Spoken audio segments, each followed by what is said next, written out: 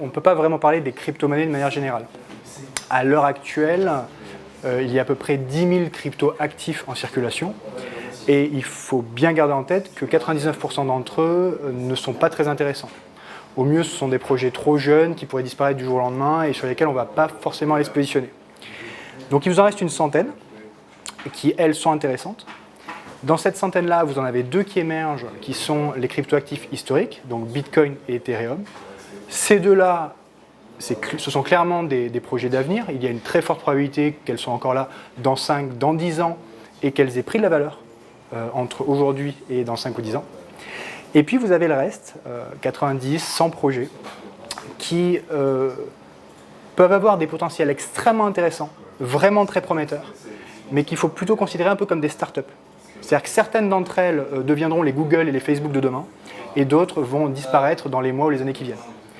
Donc les crypto-monnaies de manière générale seront là, lesquelles Bitcoin et Ethereum quasi certainement, et puis il y a des projets qui vont exploser et il faut savoir découvrir ou trouver ces petites pépites.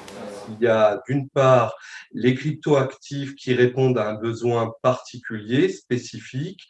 C'est le cas par exemple du Ripple qui vise les paiements internationaux, faciliter les paiements internationaux et les transferts d'argent. Donc ces cryptoactifs qui répondent vraiment à un objet spécifique peuvent avoir une postérité, un avenir, peuvent réellement s'insérer dans le système financier. Et puis, il y a les cryptoactifs qui, eux, ont une visée monétaire globale. C'est le cas, par exemple, du Bitcoin ou c'est le cas, par exemple, du Diem de Facebook, ex-Libra. Pour cet usage monétaire global, les cryptoactifs ne sont pas un bon outil. Ils rentrent en contradiction avec les prérogatives des États. Ils posent un certain nombre de problèmes en matière de souveraineté monétaire, en matière de création monétaire, en matière de régulation financière. Et donc, pour ces cryptoactifs-là, qui visent à avoir une dimension monétaire globale, je ne pense pas que ces cryptoactifs-là aient un avenir.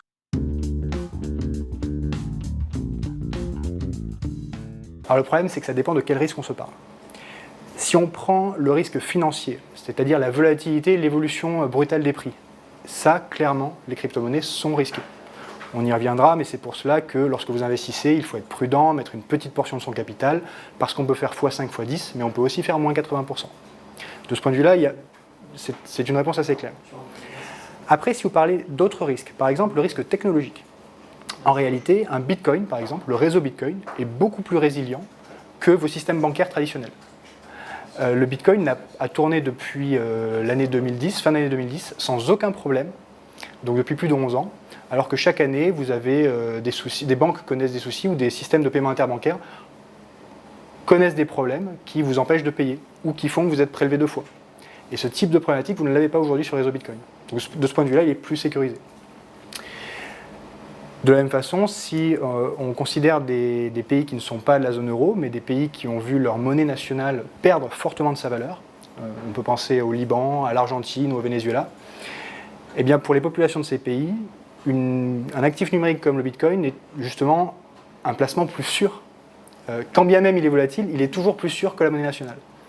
Donc oui, il y a des risques financiers, parfois des risques technologiques, parfois des risques de hack, mais il y a aussi beaucoup d'avantages. Alors, il y a des risques techniques qui sont liés à l'exploitation de failles informatiques. Il y a eu beaucoup de vols, beaucoup de piratage, de détournements, parfois très importants, de sommes en cryptoactifs. Et puis, il y a un risque plus général, qui est le risque de l'absence de prêteurs en dernier ressort. Si vous voulez, il n'y a pas de garantie des dépôts pour les personnes qui utilisent des crypto actifs. Il n'y a pas non plus comment dire, de prêteurs en dernier ressort qui pourraient venir apporter des liquidités ultimes, comme pour le système financier, lors d'une crise. Donc là, vraiment, les personnes qui investissent sont livrées face à elles-mêmes. Ni les plateformes, ni bien sûr les cryptoactifs en eux-mêmes ne disposent d'aucun système de garantie. Donc c'est vraiment au risque et péril de chaque utilisateur. Il y a des risques aussi de participer au financement d'activités qui sont parfois illégales.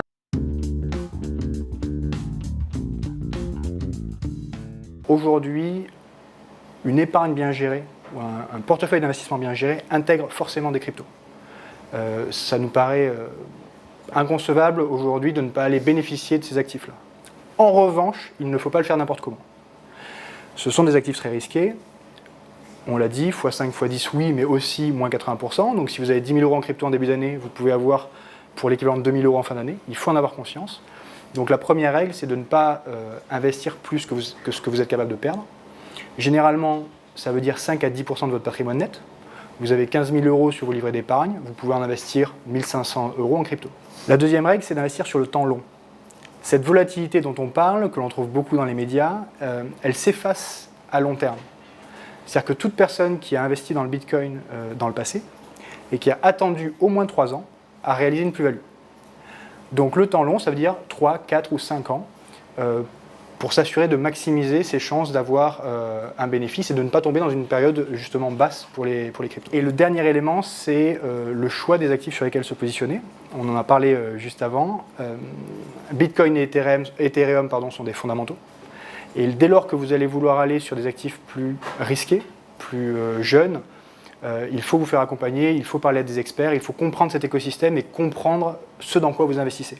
Toutes les crypto-monnaies sont sujettes à des variations, à une volatilité extrêmement forte de leur cours. On l'a vu ces derniers mois avec le Bitcoin qui est passé d'un coup de 60 000 $ à 20 000 $, puis qui remonte un petit peu, puis qui redescend.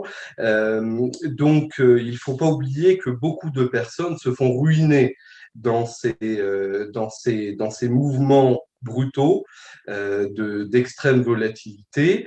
Et donc, on a l'impression que seuls ceux qui possèdent une surface financière qui leur permet de rester accrochés au marché tirent leur épingle du jeu. Et d'ailleurs, on sait qu'aujourd'hui, la majorité des bitcoins est détenue par moins de 1000 comptes sur la planète. Il y a un autre risque qui montre que le marché n'est vraiment pas mature, c'est que le cours du bitcoin entraîne le cours de tous les autres cryptoactifs. C'est-à-dire que quels que soient leurs avantages, leur conception et leurs objectifs propres, la plupart des cryptoactifs sont dépendants du cours du Bitcoin qui donne l'évolution de tous les autres, finalement, puisqu'il est le plus visible, le plus établi à l'heure actuelle.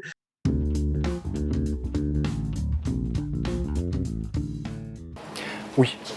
Alors, typiquement, je prêche pour ma paroisse, mais CoinHouse, depuis 2017, on appelle le régulateur français à créer une loi et à réguler les acteurs.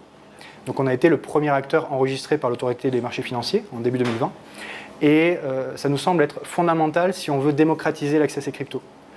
Je vous parlais de l'or tout à l'heure, utiliser le Bitcoin à la place de l'or pour notamment des raisons écologiques, ça ne peut se faire que si vous avez des acteurs qui sont régulés, qui travaillent dans le contexte des lois nationales et internationales. Il faut une régulation française, elle existe, et il faut désormais une régulation européenne, et c'est le projet de règlement MiCA sur lequel la Commission européenne est en train de travailler.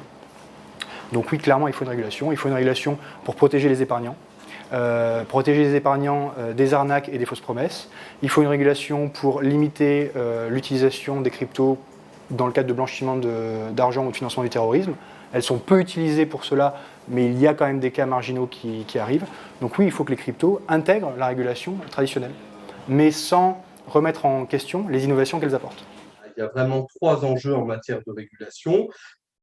Protéger d'abord les épargnants et en régulant les plateformes en mettant, par exemple, un visa de l'AMF, de l'autorité des marchés financiers, pour l'introduction de chaque nouveau cryptoactif commercialisé sur le marché pour vérifier leur sérieux. Ça, c'est le premier axe. Deuxième axe, empêcher les institutions financières de jouer sur l'effet de levier et donc d'investir à tort et à travers pour spéculer sur les cryptoactifs en leur imposant des obligations de fonds propres.